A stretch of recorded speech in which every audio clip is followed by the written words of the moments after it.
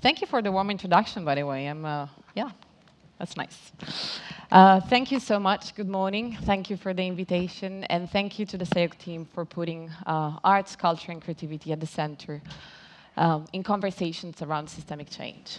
It's an honor to be here with you today, and it's an honor to moderate this discussion from a very particular standpoint of someone who has the privilege of working every day with amazing change makers that operate at the intersection of creativity and social change.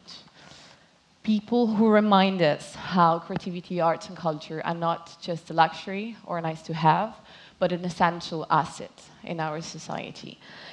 And a tool that can generate new visions, challenge dominant narratives, and reposition imagination as a political responsibility. So today, we're going to have this conversation with three visionary leaders whose work demonstrate how creativity in action and creative practices can shift systems, uplift voices, and rebuild futures. And I'm going to start with one question, the same for all of you. We can start maybe with Nana and then Ian and Enid. Going back to the context and the reason why, I'm curious to understand, since most of you come from communities and contexts where narratives would be either flattened or marginalized or in some cases also erased. As you look back at the challenges of your community, what was the main problem you wanted to address with your practice? And beginning your journey also, how and when did you realize that you wanted to put creativity at the center in your practice and your response? All right, thank you very much, and very good morning to all of you. For me, the journey started, I'm an artist myself. My first art form came through the form of poetry, writing, and then I trained at the School of Performing Arts as a theater actor. And in 2016, which was a momentous year for a transformation in my life, so to speak, I was selected as a Mandela Washington Fellow. And so that was my first time actually I was the youngest in the group, but being with leaders from all over the world who had started their own NGOs, working towards societal change. Before this, I'd gone into radio. I'm a radio and TV presenter, and I became an activist through a big case of rape that happened in my world. There was a media mogul. He's a man who made a lot of the big media personalities in Ghana. Right, and he was accused of, I have to say alleged rape of a 19-year-old girl. And this 19-year-old girl was someone who wanted to be a journalist. So obviously to see a man like this was, I mean, this is someone that can help me, you know? And he took advantage of that situation and allegedly raped her. And I was very hit by this story because I'd also met him in my youth as a young radio presenter, going to different events and covering events. He met me, and I was, barely 21. He was in his 40s or 50s at the time, and he was telling me to go out with him out of Accra, and obviously to sleep with me. And so when that story came out, it was, I believed her truth. But the sad thing that happened was that on radio and TV, my fellow TV and radio presenters did a lot of slut shaming, and why would she go to a hotel with him? Why would she follow him? And all of those things. It was blaming her, as opposed to this 50-year-old man who was an experienced broadcast journalist in Ghana. And so that spurred me on to begin this Drama Queens, which is an artist activist organization using art for change. I remember speaking so passionately on TV and radio, but it didn't bring the satisfaction I wanted. So that's how that started. And so it started with dealing with issues of rape culture, and then it burgeoned into other forms of patriarchy, and then going into LGBT rights and freedoms. So it just went on. Once you start on one, you realize that oppression is linked. So this was how Moongirls was born. It came out of the work from Drama Queens, which I had started. We'd done theater exhibitions, we've done theater productions on rape culture and LGBT rights. We've done art exhibitions, we've done film. So when the opportunity to apply for a grant came, I was actually written to directly from the potential donors that what other idea do you have? And I thought, maybe we could do a comic book, a graphic novel. And I'm a writer, and I had a novel that I'd been writing since 2011, but I couldn't finish it. So in this case, I turned that novel into that graphic novel to be able to merge illustration, color, text, poetry, and all of that as another form of. And in this way, I will talk about that later, but what it's done to be able to change minds through this art, because we've talked a lot at this forum about how structural change actually begins from the inner. And I delve in the world of the inner. That's why I relax, So it's for me to be able to bring structural changes, to be able to influence the mind. And doing that with theater, lights, and the actors, and that was so exciting. So this form, graphic novel, was also a new one for me, and it was exciting. Thank you. Hyun, what was the challenge you wanted to respond to? All right. Thank you very much. So I come from a country that is very authoritarian. We have a president who has been in power for the last, 29 years or something. He's literally taken over everything, He's put a lot of resources in ensuring that he's still in power. He's ensured that culture and arts does not see the light of the day, but the army has the opportunity to see the light of the day. So this frustration for me is the reason why I felt like I needed to start something that can change this. I believe that culture has an imaginative role that it plays towards enabling us to be able to reimagine our futures. I'm talking about our civic futures. So right now, as I speak, one of the leading opposition leaders who went through our organization is now leading the front line of change in our country. And sorry, and just to give context, you're talking about Uganda. Yes, Uganda, Wabwire. So the idea is that how can we raise the civic consciousness of young people in my country to be able to understand that they have the role to play in changing things, So that means that we have to embed that into the cultural fabric of our life.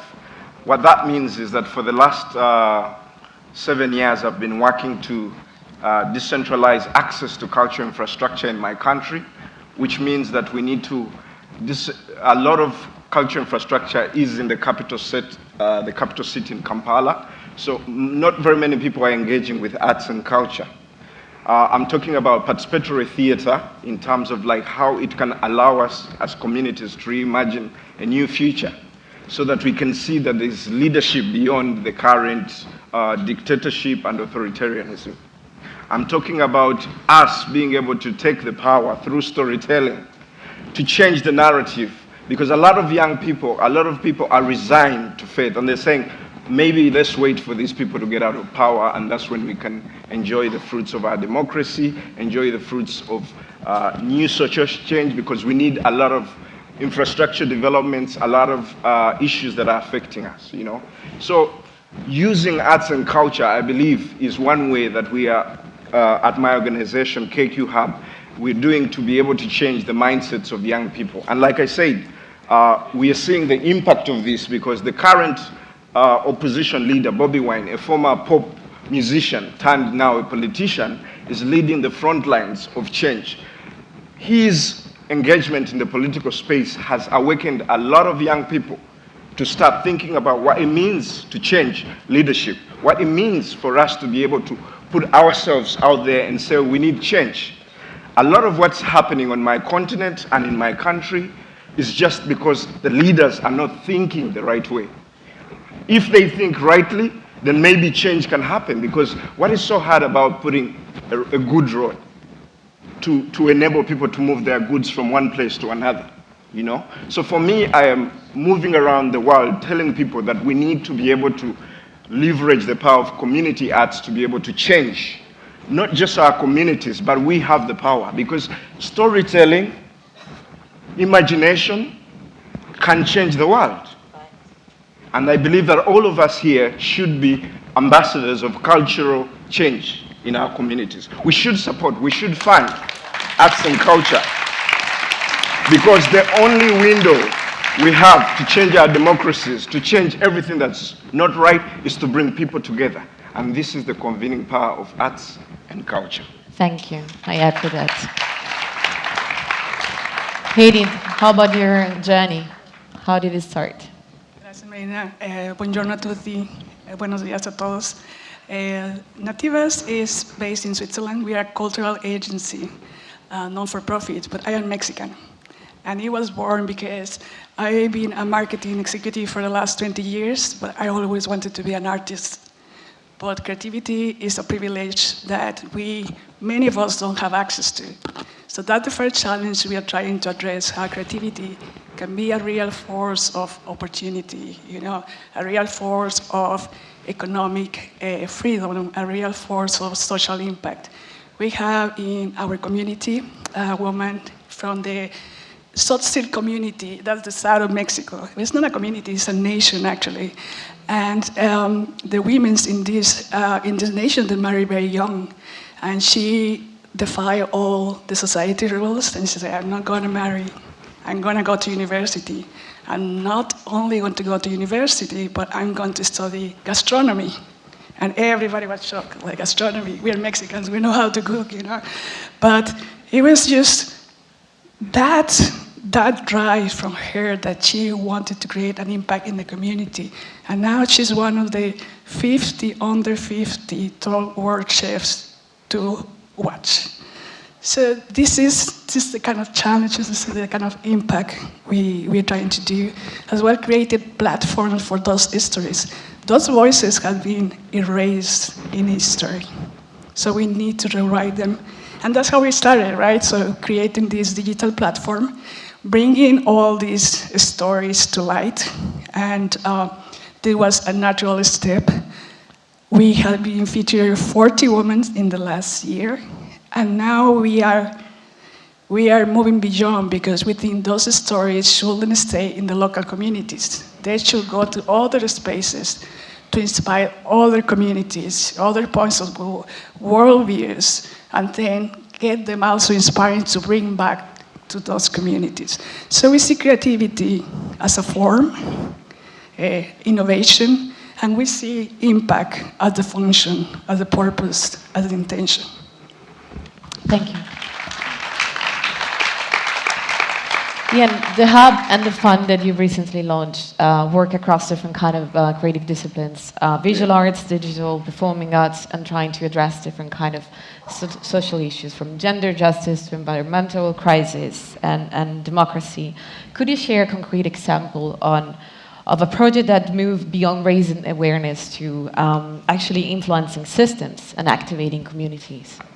All right, thank you very much. And thank you very much, Elena and Elizabeth, because the moment we met, it clicked. We never had a conversation that is so much, but you understood the story and thought it necessary for me to be here.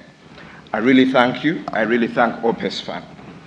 The thing about creativity on my continent is that most of the funding that comes from outside is really not sector specific in terms of what are the issues that are affecting people on our continent. So much of the resources that are coming in are really not giving agency to the stories that we need to see the light of the day, So together with my colleagues, we've started what we call the Culture and Art Community Impact Fund, which is a fund that is dedicated to raise resources so that we can decentralize access to cultural infrastructure outside the city centers, so that communities outside that have been neglected, that have lost hope, can finally see the light that we can actually make change in our communities. Right now, as I speak, there's very scanty, little information about what culture and arts can do in our communities. So everyone that is trying to support the creative industries on the continent, but also in my country, Uganda, does not have information of who are the key players, who are the people pushing the limits of this change, and how can we support. So we need to invest a lot in research. A project that I'm particularly very proud of, and that was supported by the Open Society Foundation, which is an organization that understood that actually we need support beyond the ideas of saying, okay, this is the project that we are supporting for this time. They gave us a 3-year check to be able to decentralize access to community theater as a tool of community engagement. Now, through these community theater showcasings, communities were able, or people, or young people in Uganda were able to see themselves and actually realize that they hold the leadership, they hold the leadership accountable, and they can use their power, their voices, and their energy to be able to change things, okay? I know there's gonna be change, and that change is gonna come because we are trying to do every little step in our efforts to be able to change the mindsets of young people through the participatory power of arts and culture. Change is gonna happen. It may not happen in my generation, it may not happen in our generation, but at least we need to put a block towards that change. And that is the role that we play here as actors in the creative industry. And I want to tell all of you, support cultural communities, support arts and culture. It's the only remaining authentic space of civic engagement. Thank you.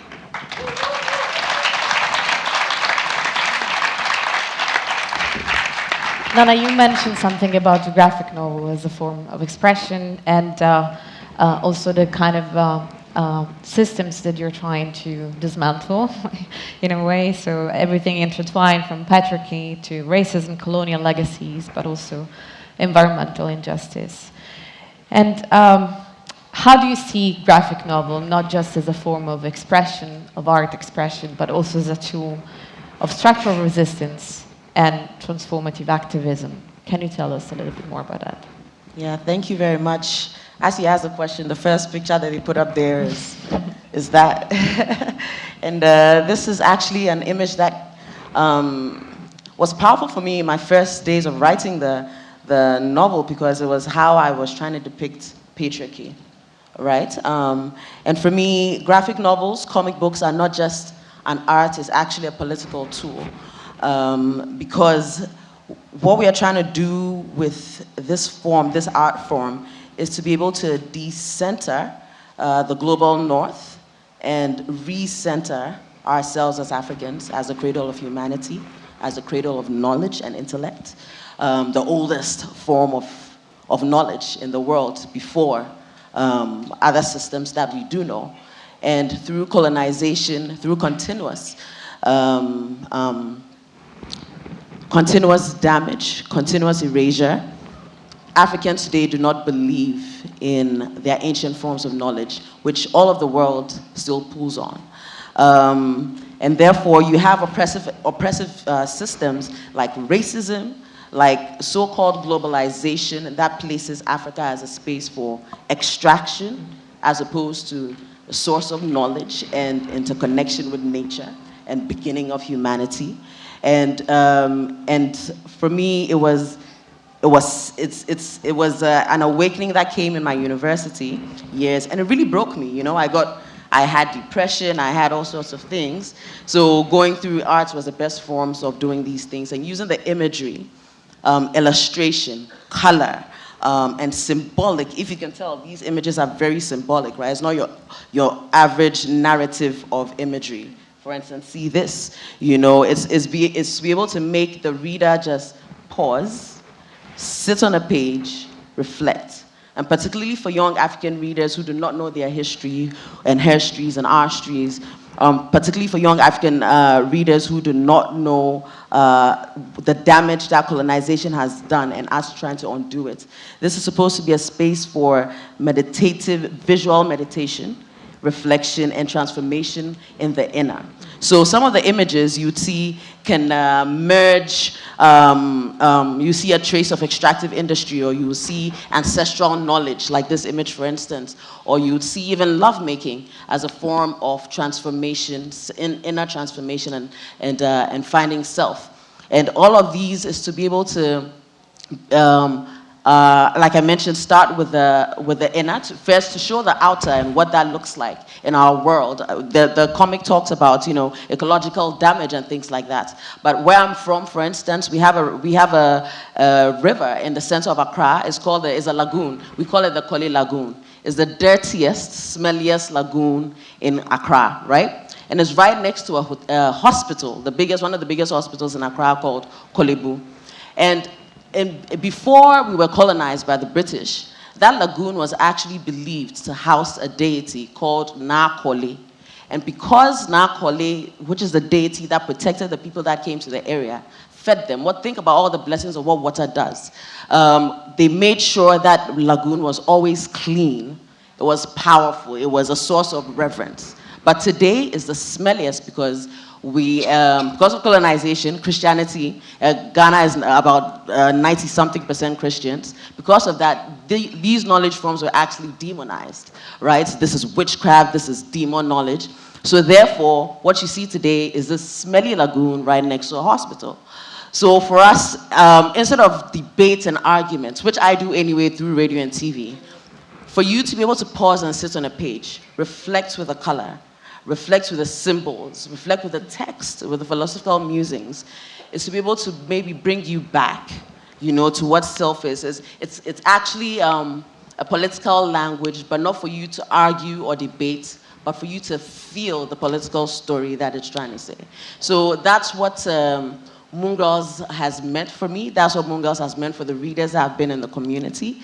Because you're supposed to, for me, it's to be able to merge all of these forms, and that's a multiplicity. So therefore, this art, it's transformative on the outward by showing you different ways and pictures, and in the inner, for you to reimagine what could be, because the inner is for you to help change perception, to feel, again, empathy and humanity. Thank you.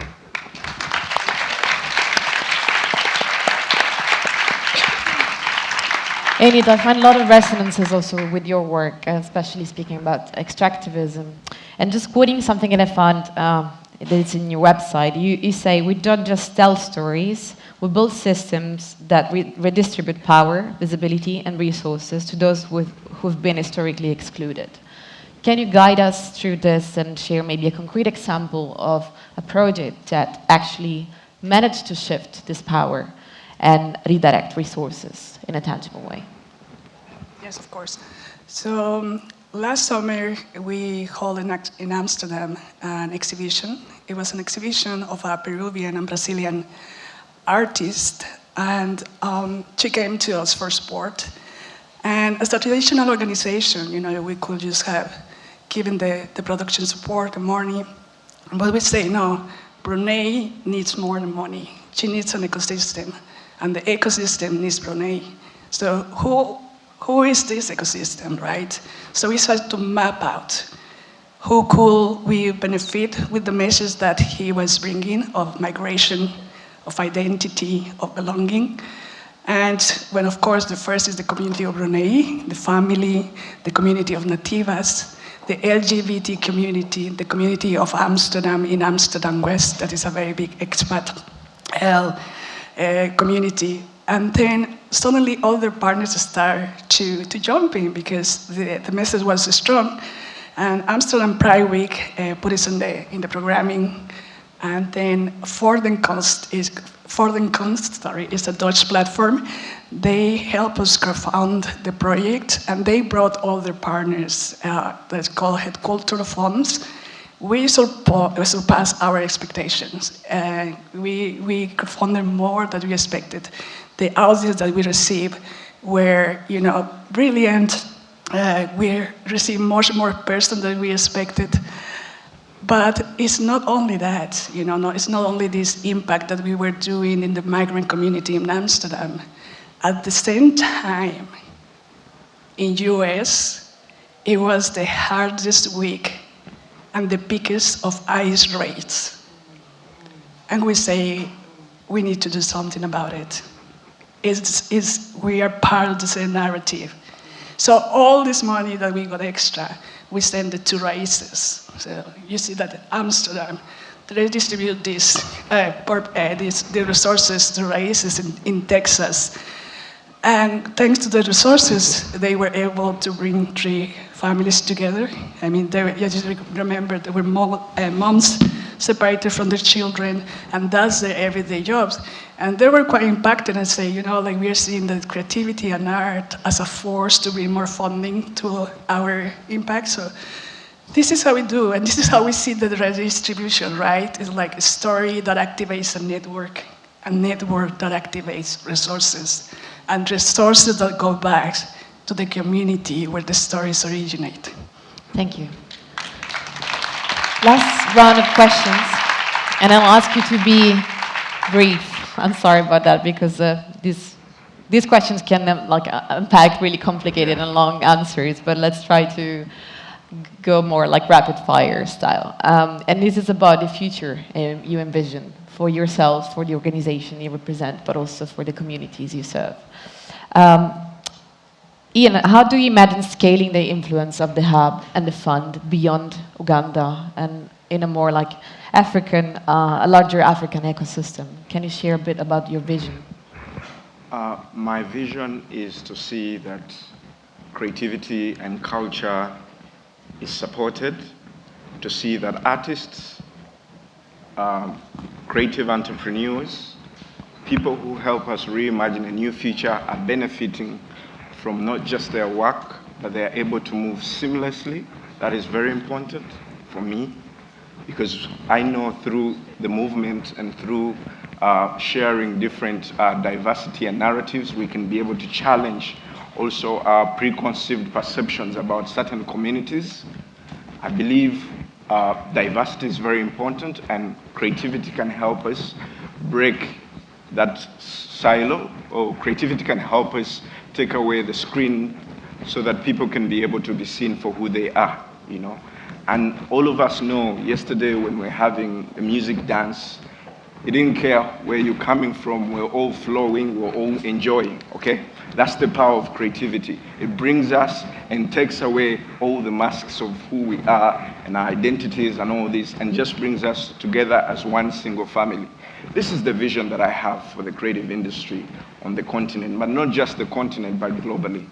This is the conversation that I would like to have with people, especially with the fund.